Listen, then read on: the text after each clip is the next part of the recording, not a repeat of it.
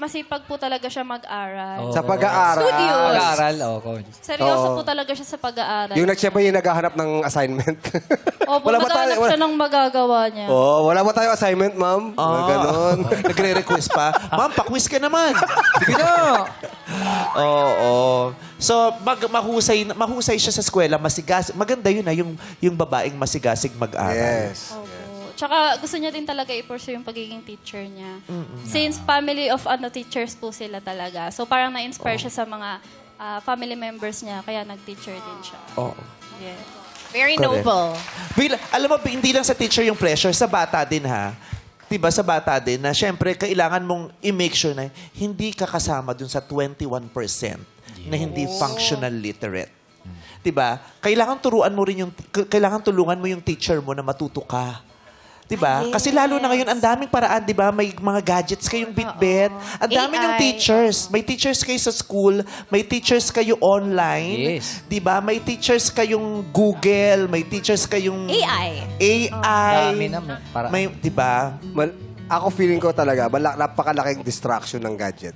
Sobrang laki kasi nawawala yung focus ng mga bata sa school dahil naghahantay. May nag-text na ba kaya?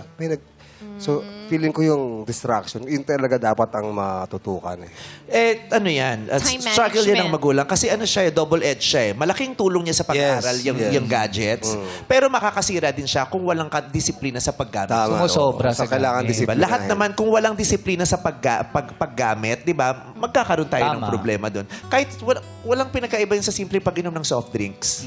Di ba, paminsan-minsan mag-soft drinks ka, hindi naman masama. Pero yung kung wala ka Madalas disiplina, at na. minayat-maya mo ang pag-inom nito, Yes. masama yun. Lahat ng bagay may ganyan. Pero yun nga, kailangan tulungan mo yung sarili mo habang tinutulungan ka ng ibang tao. Tinuturuan ka ng teachers mo, pero turuan mo rin yung sarili mo to make sure hindi ka kasama sa 21%. Correct. At yung 21% yung kailangan tulungan din natin sila. Correct. Tsaka huwag na maging difficult na mga estudyante para Yes. dumali-dali naman yung buhay Yes. nila. Oo, sana yung mga senatoriables may gagawin dyan sa 21%. Oo, mahalaga Diba? yan, di ba? For the future of the country. May naririnig ba tayo na may yung senatorial, tinatackle niya yan, yung takot at issue nung educational crisis? Kinikilala niya ba ang krisis na ito at may balak siya dito?